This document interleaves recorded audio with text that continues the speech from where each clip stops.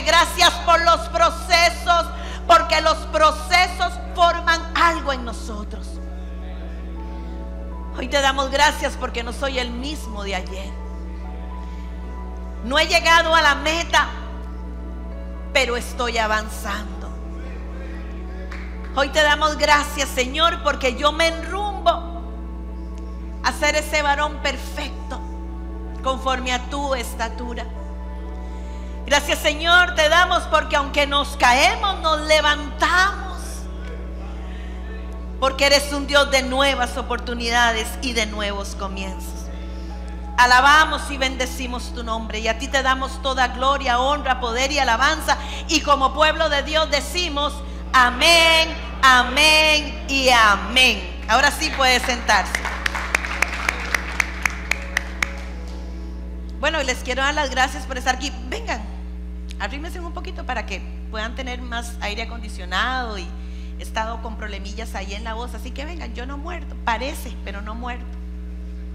Muchas veces me tienen miedo, pero no muerto. Bueno, es quiero darle las gracias por estar acá. Una cosa es ser precavido y otra cosa es vivir bajo temor. Hemos sido precavidos en esta casa, pero no le vamos a permitir al enemigo que nos someta al temor. Amén. Ya mucho nos ha costado ser libres, ¿verdad? Como para volver a someternos al temor. Así que muchísimas gracias. Ustedes son los varones, los pilares de esta casa, los sacerdotes. La mujer tiene que entender que en su gracia y su misericordia Dios nos usa como Él quiera, porque ya no hay judío, ni griego, ni gentil, ni hombre, ni mujer, todos somos iguales delante del Señor. Pero las mujeres, porque yo soy hoy un varón más, me vestí lo más masculino posible, pero de ahí hay cosas que no se puede, ¿verdad? Usted no le puede pedir a mi esposo que se vea femenino, porque no se va a poder. Ni al pastor Senga, ni a Roger, no se va a poder. Así que estoy lo más masculina posible. Entonces la mujer tiene que entender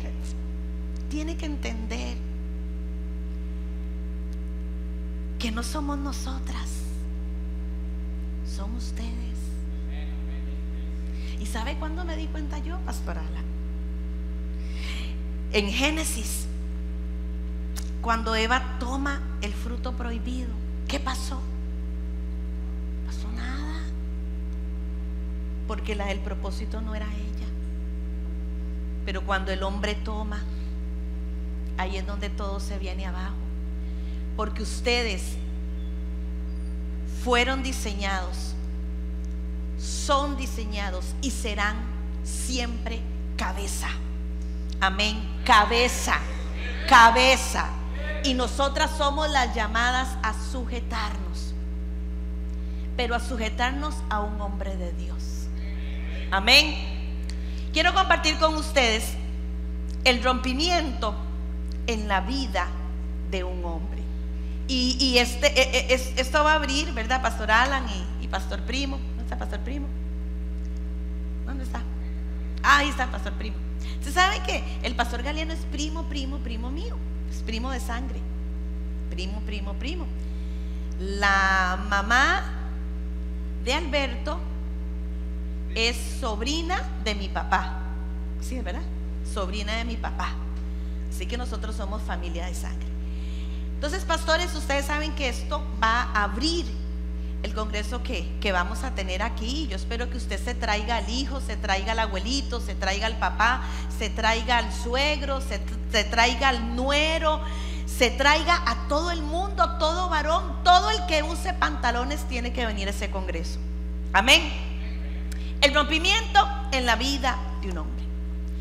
En la vida nuestra existen etapas y tiempos de transición, tiempos de cambio, tiempos de transformación, en donde se evoluciona para bien. Amén, para bien. Yo pienso que ninguno de ustedes piensa, la meta mía es ser peor que el año pasado. ¿Que no? La meta mía es ser peor esposo que el año pasado, peor hijo que el año pasado. ¿Verdad que eso no existe? La meta es evolucionar hacia bien y que seamos mejores personas, amén, mejores hombres, amén, mejores padres, mejores esposos, mejores amigos y por supuesto mejores hijos de Dios. Esto es lo ideal. Pero muchas veces perdemos la perspectiva de este ideal. Y la perdemos porque generalmente nos acomodamos a la vida que hemos estado viviendo. Nos acomodamos a vivir una vida de pecado. Nos acomodamos a vivir mal en la casa. Nos acomodamos a vivir un mal matrimonio. Nos acomodamos a vivir prácticamente en una batalla campal. Y entonces nos acostumbramos a sobrevivir. Hay varones que apenas sobreviven en su matrimonio. Hay varones que apenas sobreviven en su relación como hijos. Hay varones que apenas sobreviven en su relación como hijos de Dios. Entonces no transicionamos a otros niveles. Entonces no conocemos lo que es ir de gloria en gloria y de triunfo en triunfo, porque nos mantenemos estáticos sin movimiento. Y donde no hay movimiento, no puede estar el Espíritu Santo de Dios. Amén. Lo vemos muy palpablemente en Génesis 1:2. Abran sus Biblias, Génesis 1:2. No espere la pantalla, no se acostumbre a la pantalla. Cuando usted busca en la Biblia, eso le hace a usted aprenderse los libros de la palabra de Dios.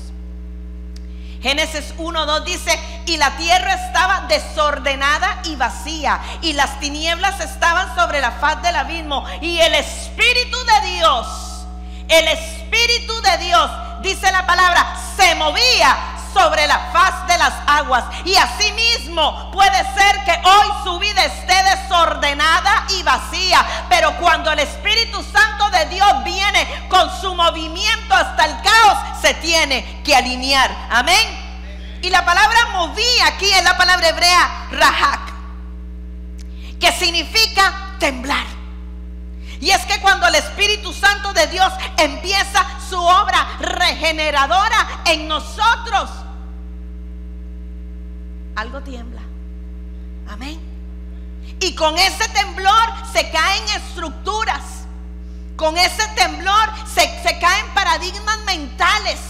Con ese temblor usted empieza a ver cosas que antes no veía. Empieza a entender lo que antes no entendía. Y muchos cimientos falsos son derrumbados para que usted empiece a edificar sobre aquel que es el fundamento en todo. Amén. Ezequiel 37:7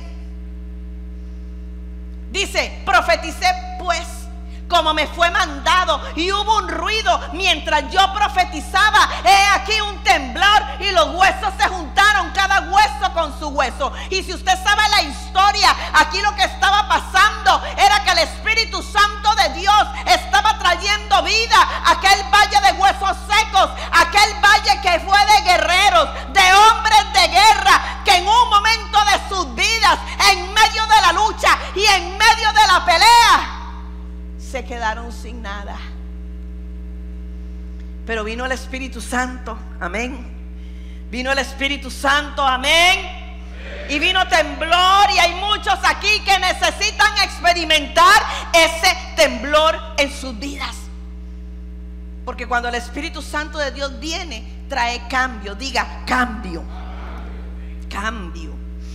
Y una de las transiciones más grandes que usted tiene que dar, y una de las transiciones más hermosas que usted tiene que dar, pero una de las transiciones más difíciles que hay que dar, es pasar de ser un buen hombre a ser un hombre de Dios.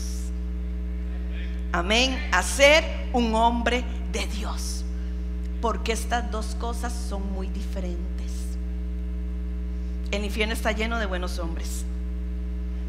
Así que no se conforme con ser un buen hombre, porque usted necesita transicionar a ser un hombre de Dios. Amén. Un hombre de Dios es aquel que ha hecho un compromiso delante de Dios. Un hombre de Dios es aquel que ha empeñado su palabra.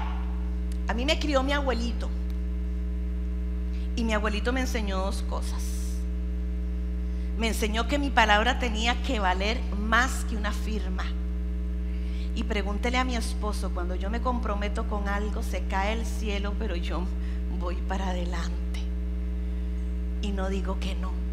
Un día él tenía una sorpresa para mí. Íbamos a cumplir 30 años de casados, y él tenía un viaje, un crucero, pero yo me comprometí en un ayuno con esta casa.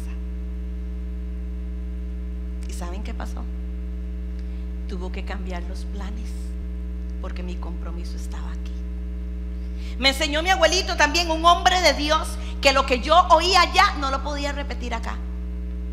¿Y sabe qué? Esas son lecciones de vida, porque un hombre de Dios deja legado, deja herencia y deja huella en su descendencia. Un hombre de Dios se compromete a consagrarse, a separarse, a hacer uso exclusivo del Señor al cual sirve y ama. Amén. Así que si usted está hoy aquí, permítame decirle que ya usted no tiene opción del pecado, porque usted fue diseñado para servirle exclusivamente a Dios. Amén. Los demás son buenos hombres. Y en la palabra del Señor nos habla a nosotros de una historia de un buen hombre. Vámonos a Lucas 18, versículos 18 y 19. Dice: un hombre principal le preguntó a Jesús diciendo: Maestro bueno, ¿qué haré para heredar la vida eterna? Jesús le dijo: ¿por qué me llamas bueno? Ninguno hay bueno sino solo Dios. ¿Y sabe por qué Jesús le dijo eso? Porque Jesús le dijo: estás ante Dios y no me reconoces. Y si usted conoce la historia, usted sabrá que este muchacho iba a la sinagoga, que este muchacho conocía los mandamientos, que este muchacho presentaba sus ofrendas en la sinagoga. Es más, este muchacho era un principal de la sinagoga.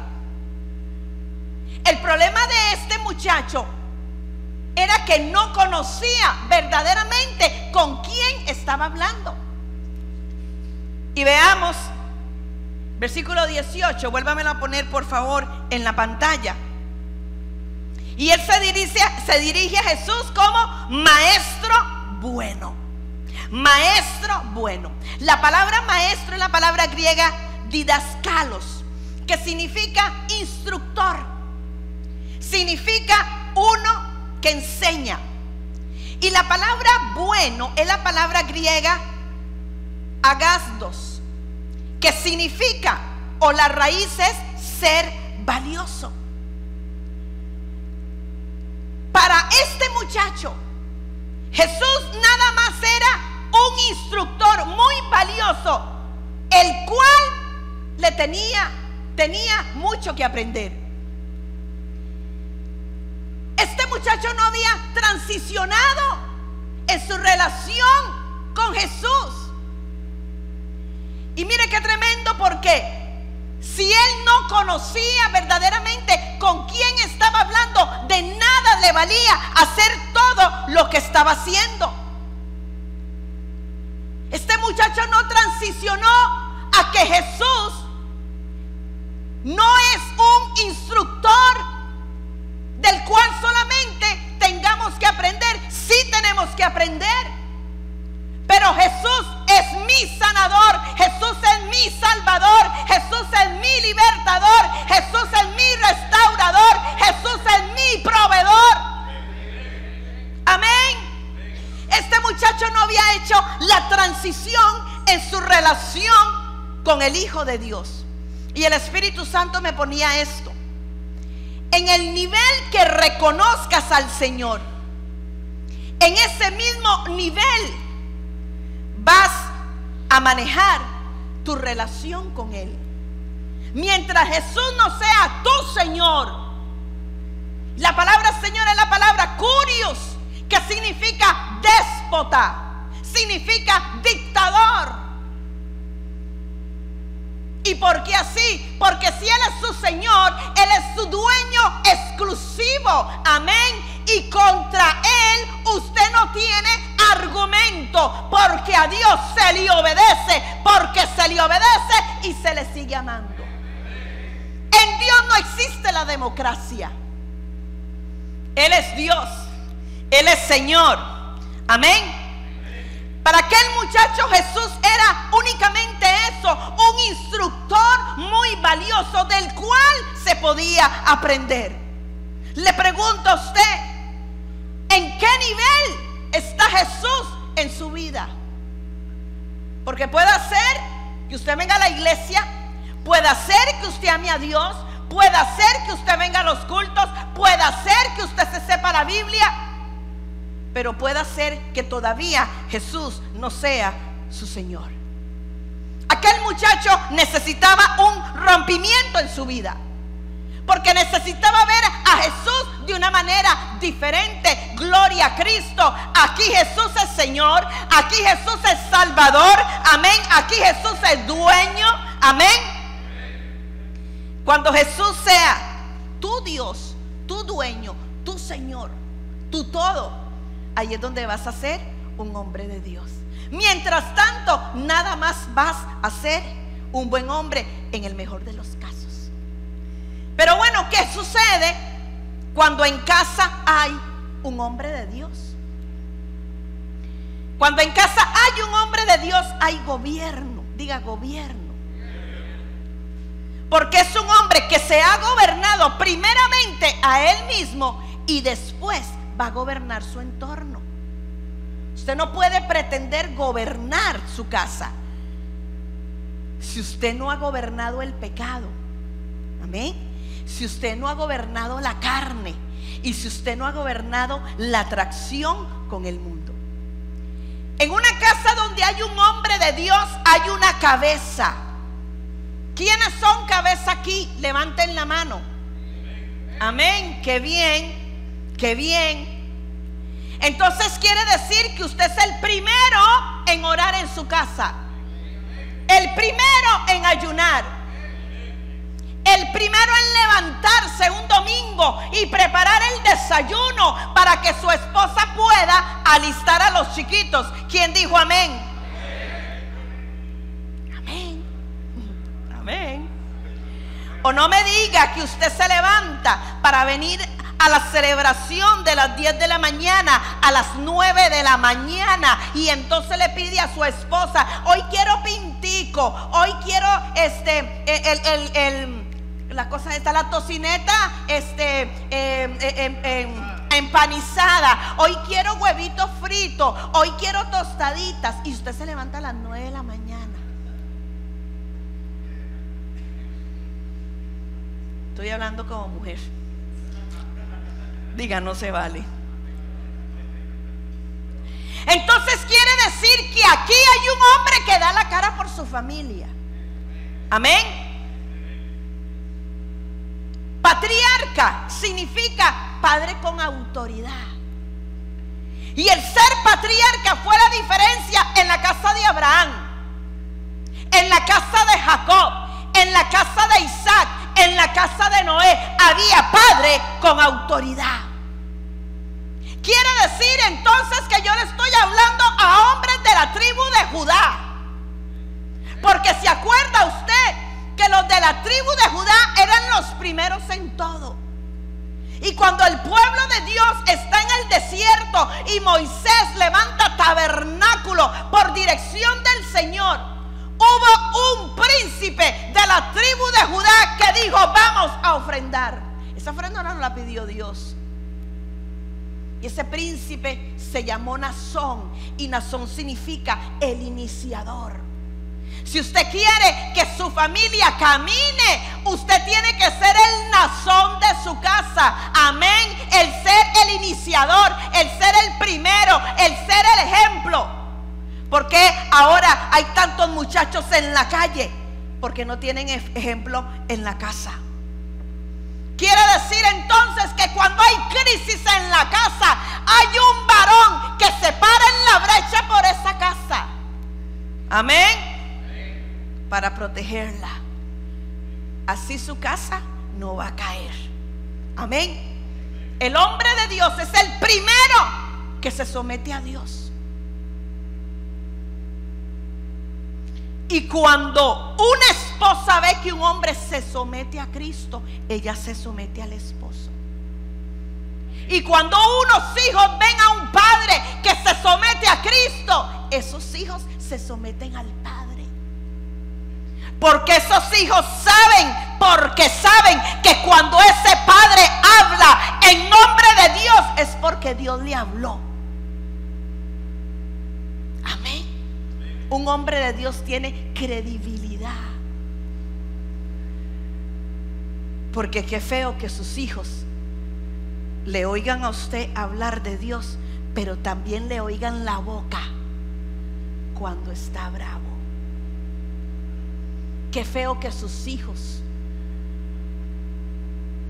los oigan a ustedes hablar de rectitud cuando saben que ustedes se prestan para negocios ilícitos. Qué feo que sus hijos los oigan a ustedes hablar de depender de Dios cuando usted compra chances. ¿Será que alguno de aquí fue el que se le cayó la papelito de los tiempos, que se cayó en la chunche de las ofrendas, en la canasta de las ofrendas? Un hombre de Dios, el rey. ¿Cuántos reyes hay aquí? Pero primero es sacerdote. Amén. No hay mujer que no se someta a un hombre que se someta a Dios.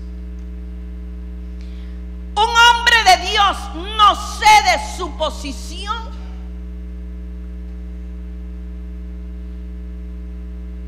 por otra persona que así se lo pida. Un hombre de Dios no somete su posición por comodidad. Aquí nadie negocia su posición, ¿verdad? Como varón. ¿Verdad que no, Roger? No. ¿Verdad que no, Henry? ¿Verdad que no, Raúl? Okay. Papi, tengo que estudiar. Ah, no, ese asunto es con su mamá. Eso no es conmigo. Cada vez que su hijo viene donde usted y usted lo manda donde la mamá, usted está cediendo su posición como cabeza. Por eso es que sus hijos no le piden permiso a usted, le piden permiso a la mamá, porque la ven a ella como cabeza. Amén. Empezó la garroteada. Amén. Pero todo esto se da cuando hay un rompimiento en nuestra vida. Amén. Y yo les estoy hablando a hombres de rompimiento. ¿Qué es rompimiento?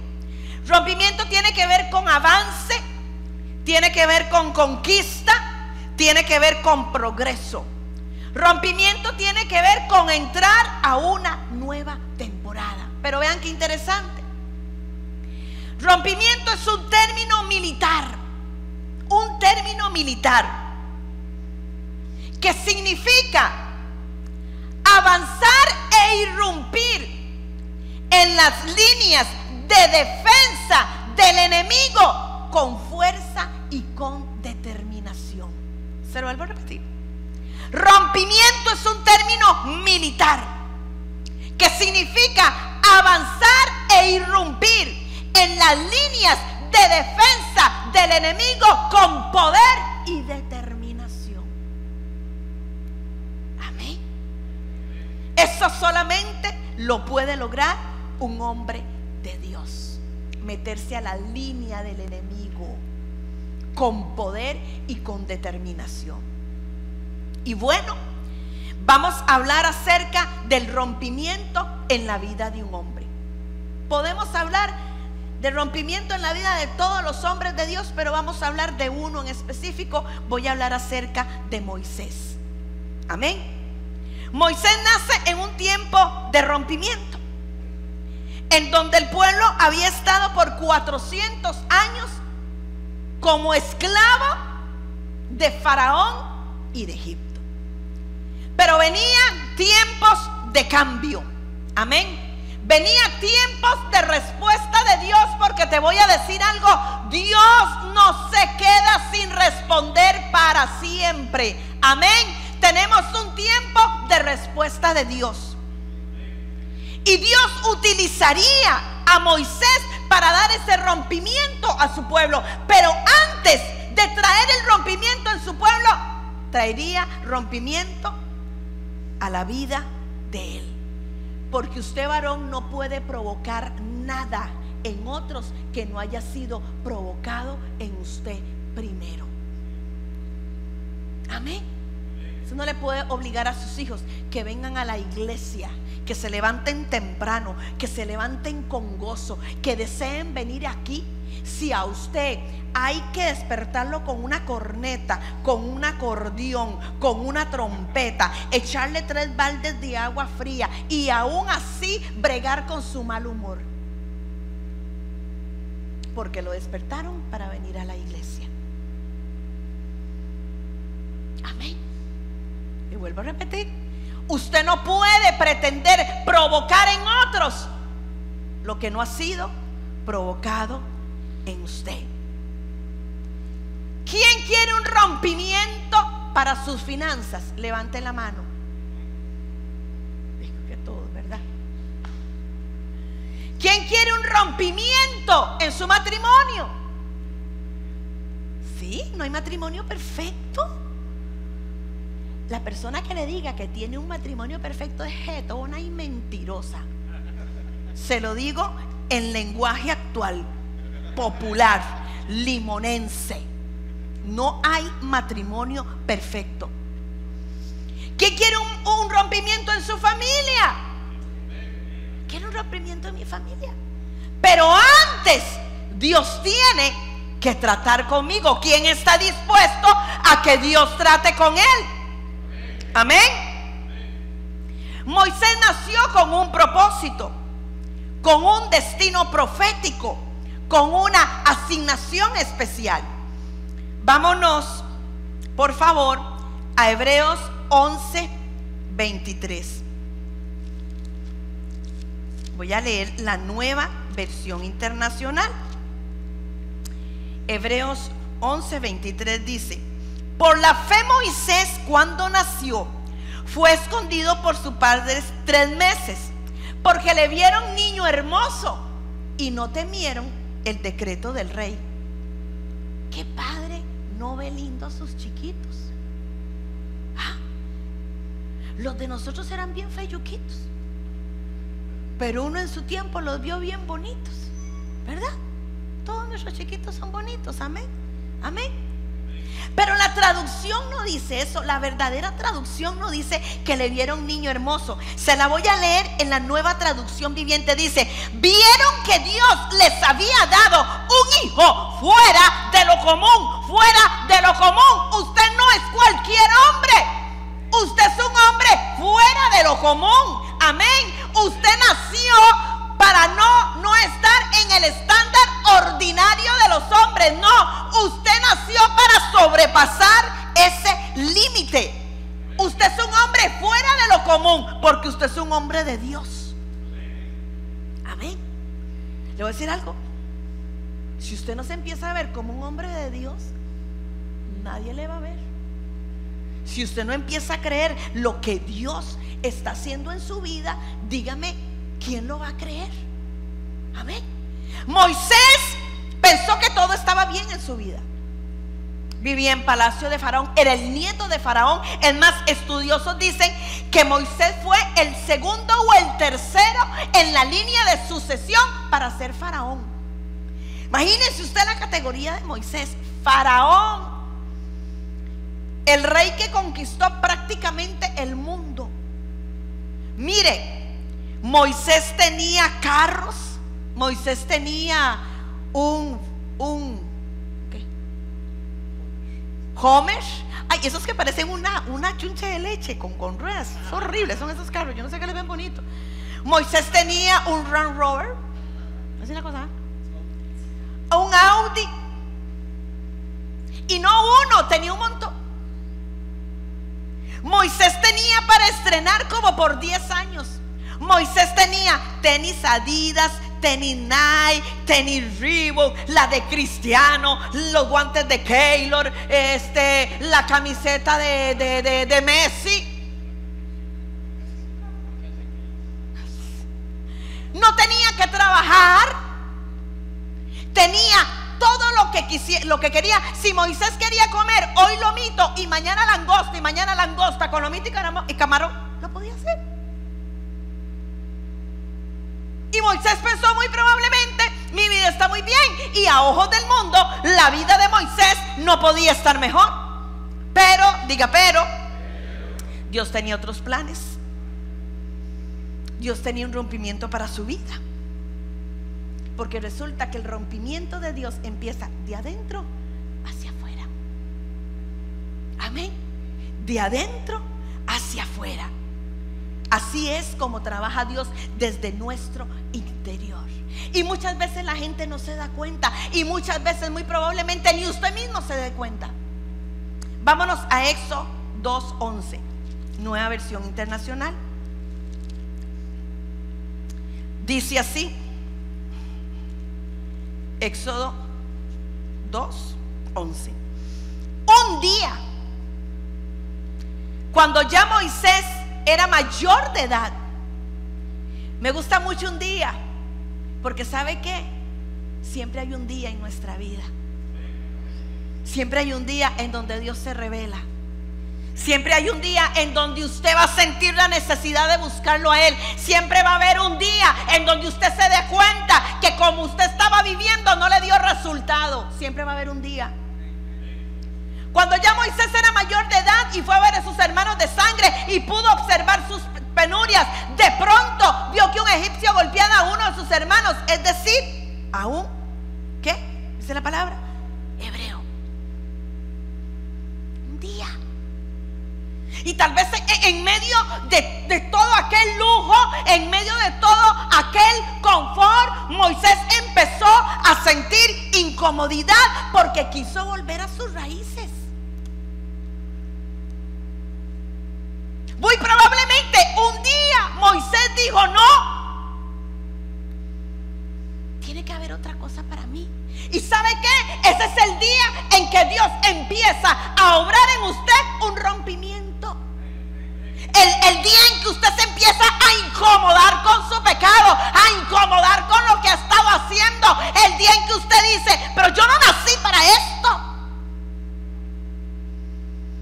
Yo no nací para estar haciendo esto.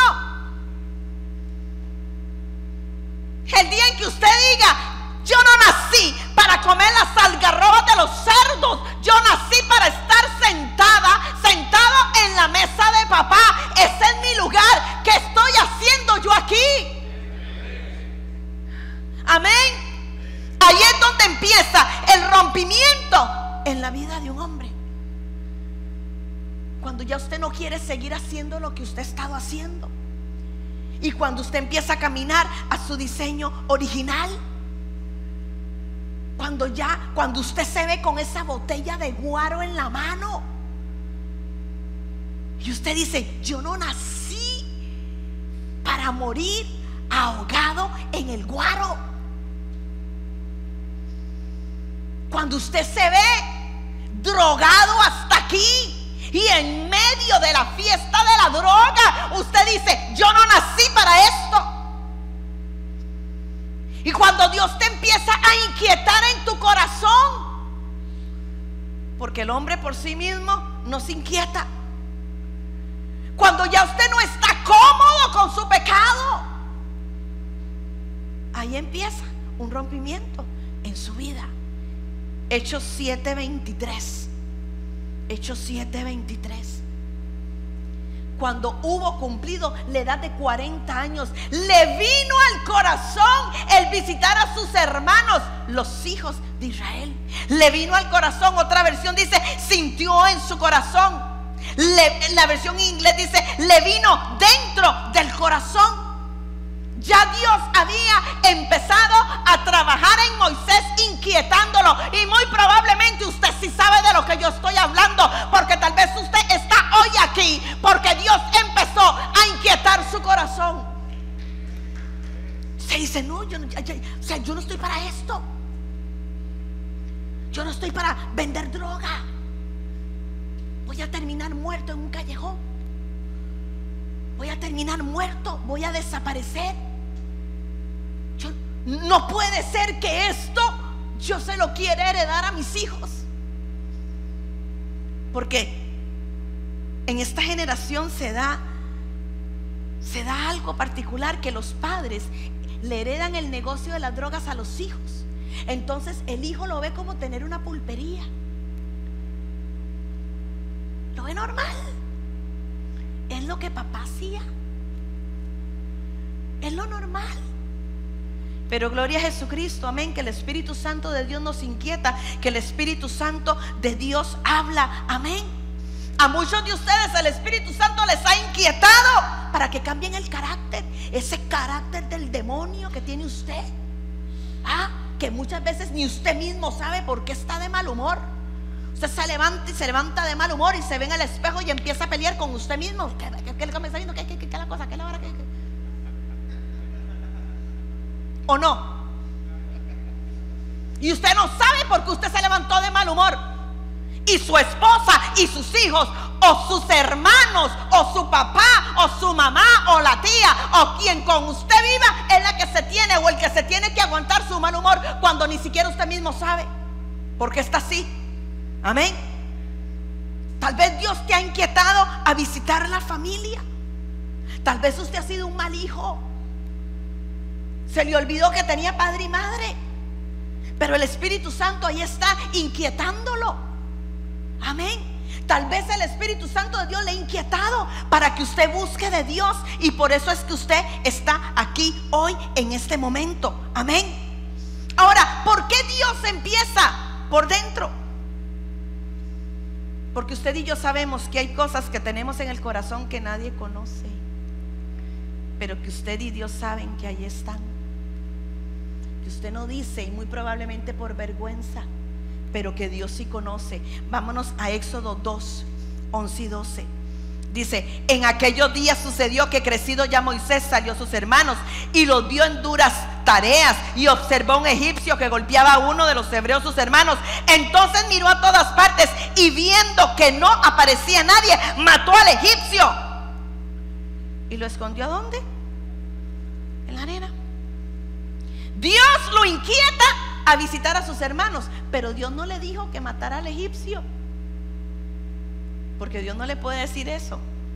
Amén. Y mata al egipcio y lo esconde en la arena. Cada vez que alguien ocultaba algo, según nos relata la palabra de Dios, eso salía mal. Eso salía mal. Cuando Adán y Eva intentaron ocultar su pecado, salió mal. Cuando Acán intentó ocultar lo que se había robado de Jaí, eso salió mal. Cuando llevamos cosas ocultas en el corazón, lo oculto saldrá a la luz. Versículos 13 y 14. Dice así: al día siguiente salió y vio a 2 hebreos que reñían. Entonces dijo al que maltrataba al otro: ¿por qué golpeas a tu prójimo? Y él respondió: ¿quién te ha puesto a ti por príncipe y juez sobre nosotros? ¿Piensas matarme como mataste al egipcio? Entonces Moisés tuvo miedo y dijo: ciertamente esto ha sido descubierto. Mire, y el Espíritu Santo me traía a la mente esto. ¿Cuántas veces usted en el proceso de querer cambiar mete la pata? ¿Verdad que sí? El Espíritu Santo me lo decía. Usted dice: ahora sí, vamos con todo, Ya ahora sí dejó lo que está atrás, y la doñita le encuentra esa llamada que pasó hace 3 meses, pero que ella tuvo la capacidad de descubrir. ¿Verdad que sí? Usted no, ahora sí voy con todo, ahora sí, Señor, aquí estoy, heme aquí, sí, Señor, gloria a Dios, aleluya. Y le descubrieron lo que había usted ocultado debajo de la arena.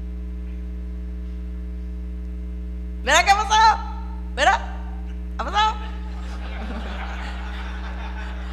Usted quiere cambiar, vamos con todo, y usted mete las patas, pero las mete. Moisés estaba tratando de poner en orden su vida, pero había algo en su corazón que tenía que experimentar un rompimiento.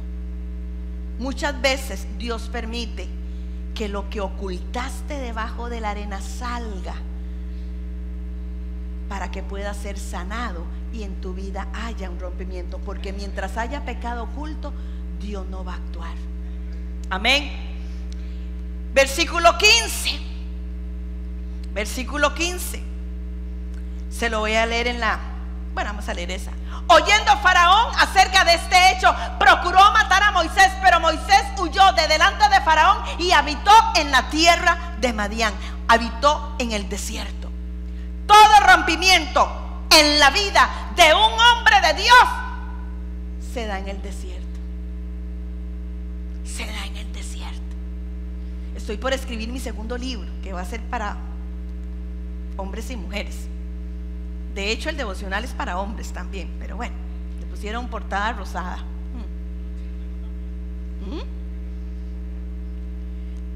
Sí, era para hombres, pero le pusieron portada rosada. Este otro no, este otro va a ser sobre los desiertos, porque Dios me habló mucho acerca de los desiertos. Dios te mete en el desierto para que aprendas a depender de Él. Dios nos mete en el desierto para que dejemos los métodos nuestros y empecemos a utilizar los métodos de Él. Dios nos mete en el desierto para cortar con todo orgullo, con toda soberbia, con todo espíritu de independencia. Porque hay hombres que se la creen. Yo construí mi casa. Yo me compré el carro. Yo trabajé desde pequeño. Yo. En el desierto se muere su yo. En el desierto usted aprende a darle las gracias a Él de todo. En el desierto usted aprende que usted no tiene nada y que lo que tiene es porque Él se lo dio. Amén. Una de las cosas que se aprende en el desierto es a tener misericordia. Yo hablaba el domingo tras anterior acerca del heridor, este espíritu maligno que se ha suelto y que está haciendo estragos en los matrimonios, porque lo primero que roba es la misericordia. ¿Qué es misericordia? Sentir el dolor ajeno. Entonces ese espíritu a mí no me permite sentir el dolor de mi cónyuge cuando yo le estoy haciendo daño. Mi esposo me confrontó la semana pasada, ¿verdad? Y le dije, tienes razón. Es más, lloré.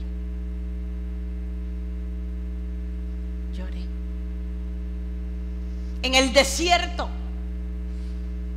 usted deja de ser tan egoísta, de pensar solamente en usted, en que lo complazcan, en que lo chineen, en que lo mimen, y usted empieza a sentir dolor por el dolor que usted ha causado en su esposa, en sus hijos, en su mamá, en su papá, en su familia. ¿Por qué en el desierto? Porque en el desierto Dios es quien te alimenta y te da de beber, y ahí es donde somos transformados. Así que si usted está en el desierto, dele gloria a Dios, porque todavía es más grande el propósito que Dios tiene que ese desierto que usted ha estado pasando. Amén. Muchas veces el desierto es en lo económico, y esto pasa mucho. cuando hay hombres que vienen a la iglesia acostumbrados a ganar mucha platica sin trabajar mucho. Usted sabe a lo que me refiero, ¿verdad que sí? Y la transición y el rompimiento que se da cuesta, porque Dios enseña entonces a que te tienes que ganar tu dinero con el fruto de tu trabajo, no con otro fruto, con la ilegalidad. Y en ese tiempo de transición muchos abortan el propósito y se van porque no aguantan el desierto. Éxodo 2, versículos del 16 al 19. Moisés huye al desierto, y estando en el desierto, dice, y estando sentado junto al pozo, 7 hijas que tenía el sacerdote de Madián vinieron a sacar agua para llenar las pilas y dar de beber a las ovejas de su padre. Versículo 17. Mas los pastores vinieron y las echaron de allí. Entonces Moisés se levantó y las defendió y dio de beber a sus ovejas. Y volviendo ellas a Reuel, su padre, él les dijo: ¿por qué habéis venido hoy tan pronto? Ellas respondieron: un hombre de Dios nos defendió. ¿No dice eso, verdad que no? Un hombre egipcio nos defendió de manos de los pastores y también nos sacó el agua y dio de beber a las ovejas. Un hombre egipcio, un varón egipcio. Cuando la gente no distingue en ti un hombre de Dios, todavía no lo sos. Moisés estaba en etapa, estaba en camino, pero todavía había algo de él que pertenecía a Egipto. Todavía Moisés parecía un egipcio. Y un hombre de Dios no se puede parecer al mundo. Si usted todavía se parece al mundo, usted no es un hombre de Dios. Si la gente a usted todavía lo confunde con un hombre del mundo, usted todavía no es un hombre de Dios. Si todavía en el trabajo siguen contando esos chistes vulgares y de doble sentido estando usted no es un hombre de Dios. Porque cuando llega un hombre de Dios, ellos se callan. ¿No le ha pasado a usted?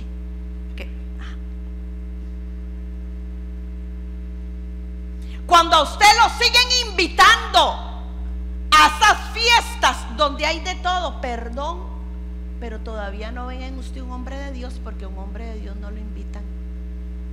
¿Sabe qué? A nosotros nos dejaron de invitar hasta los cumpleaños de los sobrinitos, ¿verdad? Y veíamos a familia y amigos solamente en los velorios, porque nadie nos invitaba. Gloria a Jesucristo. En el momento en que no te inviten, ¿a quién le ha pasado eso? Que no le invitan, hasta la familia. Gloria a Jesús. Están viendo en ti un hombre de Dios, y un hombre de Dios hace la diferencia. Amén. Pero ¿hacia dónde llevaba esa preparación de Moisés en el desierto? Porque para su rompimiento tiene que haber una preparación. Y Moisés vemos que todavía no había llegado a esa etapa. Vámonos a Éxodo 3. Los versículos del 2 al 5. Y se le apareció el ángel de Jehová. Y aquí ángel está en mayúscula. Cuando en la palabra de Dios se le aparezca ángel de Jehová en mayúscula, no está hablando de cualquier ángel, está hablando de Jesucristo. Esto se conoce como una cristofonía en el Antiguo Testamento, porque en el Antiguo Testamento Cristo está presente. Amén. Se le apareció Cristo en una llama de fuego en medio de una zarza, y él miró y vio que la zarza ardía en fuego y la zarza no se consumía.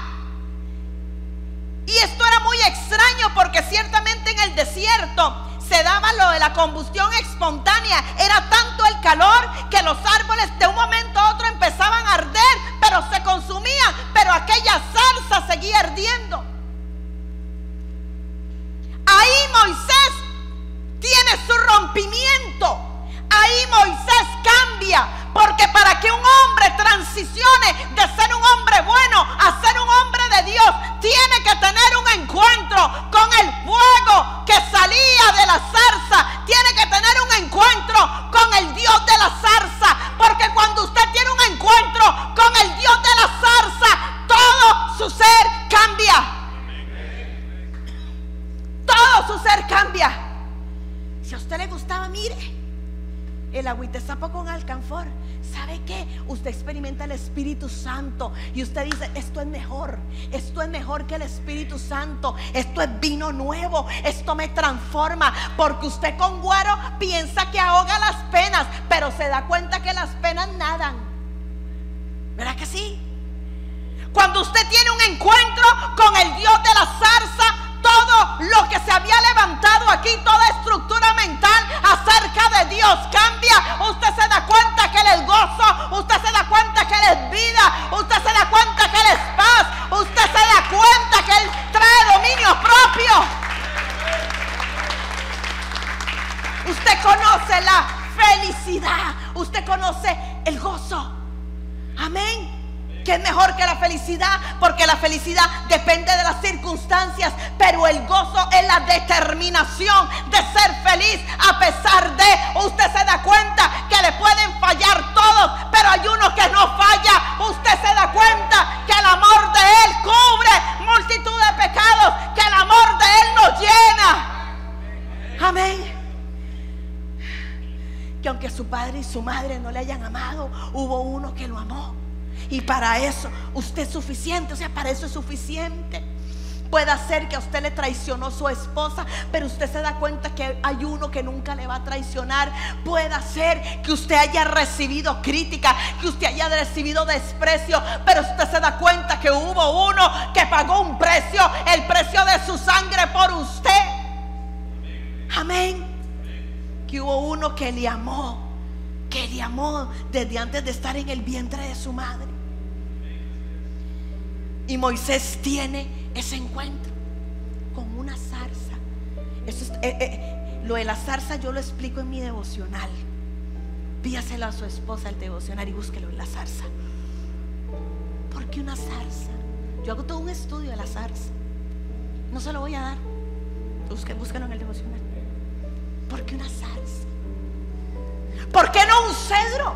Y sí, Dios pudo haber hecho que un cedro creciera en el desierto. ¿Por qué no una palmera del desierto? La Biblia nos habla de la palmera del desierto que florece. Una zarza, un arbustico insignificante, despreciable, sin atractivo. ¿Sabe por qué? Para que la gloria se la llevara a Él. Amén, para que la gloria se la llevara a Él. Y esa zarza insignificante para muchos, y esa zarza menospreciada por muchos, hizo que esa parte del desierto fuera tierra santa. ¿Sabe qué, varón? Usted es esa zarza. Usted tiene la capacidad de santificar su esposa, aunque la doñita sea no Débora, víbora, pero usted la santifica. Usted tiene la capacidad, varón, de santificar su familia, de santificar a esos hijos, aunque esos hijos no conozcan de Cristo. Usted, varón, tiene la capacidad de esa zarza, de contener el fuego del Espíritu Santo. Usted tiene la capacidad de esa zarza, varón, cuando usted es un hombre de Dios, que la gente lo vea a usted y vea el fuego de Dios en su vida.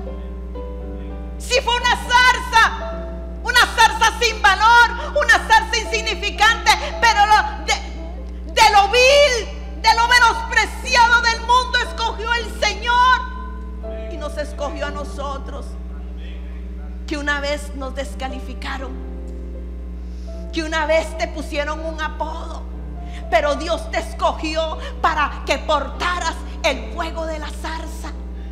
Amén. Cuando hay un hombre que tiene un rompimiento en su vida y pasa a ser un hombre de Dios, hay algo de él que la gente ve y dice: ese hombre tiene algo de Dios que yo quiero. Amén. En ese momento fue donde Egipto salió del corazón de Moisés. Fue en ese momento. No fue cuando se fue al desierto, no fue cuando mató al egipcio, no fueron en los 40 años que pasó en el desierto, fue en el momento en que tuvo un encuentro con la zarza ardiendo. Esa zarza ardiendo hoy es el prototipo de la cruz. Cuando usted tenga un encuentro con la cruz y con el Cristo crucificado, cuando usted entienda por qué Isaías dice varón de dolores, quiere decir que el dolor suyo Cristo lo sintió. Él fue rechazado, él fue menospreciado, a él no le querían, a él no le creían, y fue tratado como el criminal más vil, solo para que usted y yo hoy estuviéramos aquí. Amén. Amén. Usted es esa zarza. Amén. Y después de todo esto, lo manda otra vez donde Faraón y al palacio. Recordemos esto me lo dijo el Espíritu Santo. Recordemos que rompimiento es avanzar e irrumpir en las líneas del enemigo con poder y con autoridad. Solo un hombre de Dios, y usted está apuntando, apunte esto.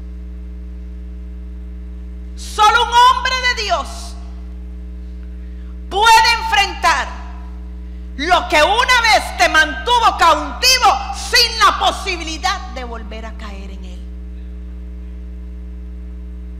Mientras usted está en la transición, no juegue de vivo.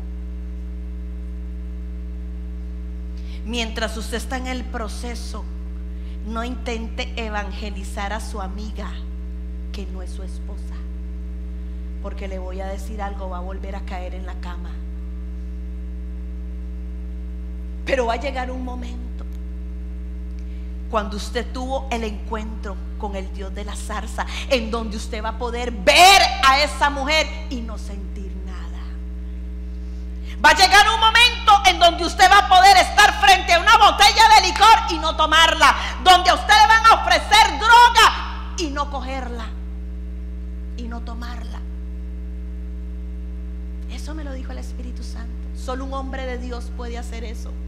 Solo un hombre de Dios puede confrontar lo que le mantuvo cautivo sin la posibilidad de caer en él.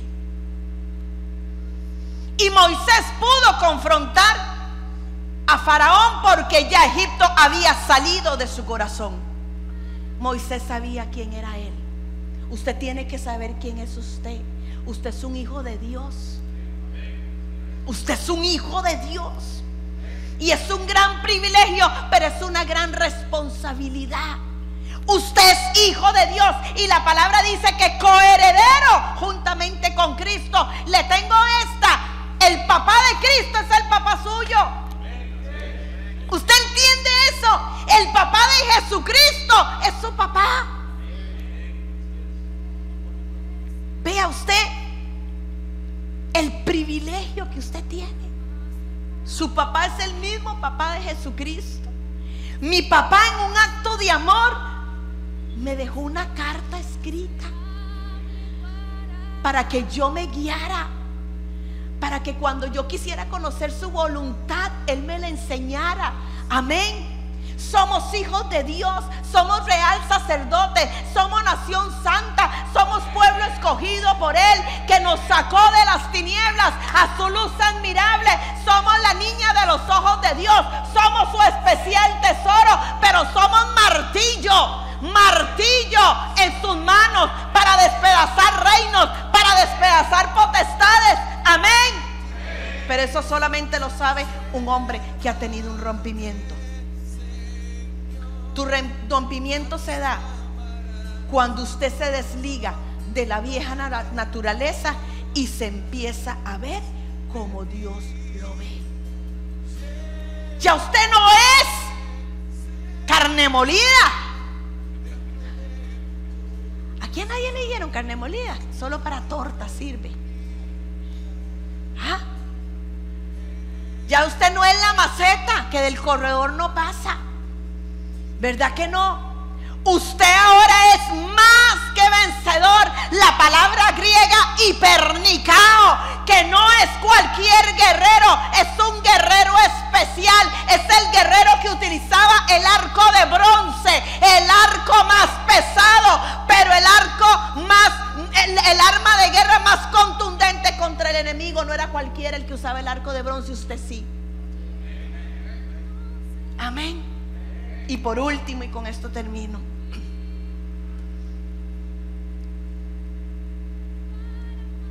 Éxodo 40:20.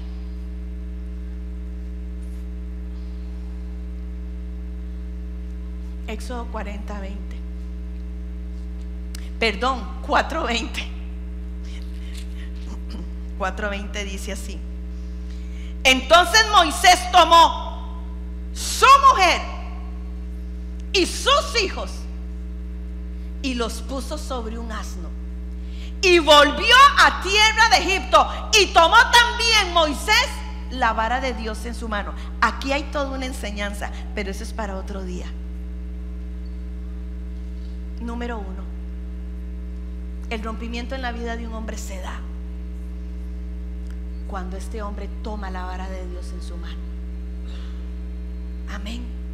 Cuando este hombre toma un compromiso con Dios primero. Entonces Moisés tomó su mujer y a sus hijos y los puso sobre un asno. El hombre de Dios camina con Dios, pero camina con su familia. Usted no se puede decir que usted es un hombre de Dios si usted está mal con su familia. Usted no puede decir que usted está bien con Dios si usted está mal con su familia. Amén. Pero gloria a Jesucristo, que con Él podemos. Gloria al Señor, que usted no es cualquier hombre, usted fuera de lo común. Gloria al Señor, que Él depositó en usted su ADN, y por eso usted no va a perecer en el desierto, usted no va a perecer en los procesos. Por eso es que usted camina hacia la meta, hacia la excelencia, hacia el supremo llamamiento que es en Cristo Jesús. Por eso es que usted va a ser el varón perfecto. Amén. Póngase de pie. Póngase de pie. Pero usted no puede hacer nada de esto si usted no tiene un rompimiento en su vida. ¿Cuándo empieza mi rompimiento? Cuando estoy harto del pecado. Cuando usted ya no puede pecar en paz. Porque usted nació con un propósito divino. Usted es el Moisés. Cuando Dios le vio a usted, vio un hombre fuera de lo común. Antes de nacer ya Dios le tenía a usted un propósito especial. En usted tiene que haber un rompimiento primero, para que haya un rompimiento en todas las áreas de su vida, porque usted está capacitado para transformar atmósferas. Amén. Varón, usted no puede caminar solo. Dios ha puesto y depositado responsabilidad en usted. ¿Quién hoy le dice que sí al Señor? ¿Quién hoy le dice: rompa lo que tengas que romper, saca de mí lo que tengas que sacar, haz en mí lo que quieras hacer? ¿Quién le dice: Señor, aquí estoy? Aquí estoy, Señor, yo soy Moisés. Aquí estoy, Señor. Tal vez tenga en el proceso que dejar amistades, en el proceso que dejar de hacer cosas que me gustan hacer. Pero necesito un rompimiento. Necesito un rompimiento. Tal vez el Señor te ha inquietado, te ha estado inquietando con cosas que has estado haciendo que no tienes que hacer. Tal vez es tu carácter. Tal vez es la relación en tu matrimonio, tal vez es la relación con tus hijos. Hoy tiene que haber un rompimiento en tu vida.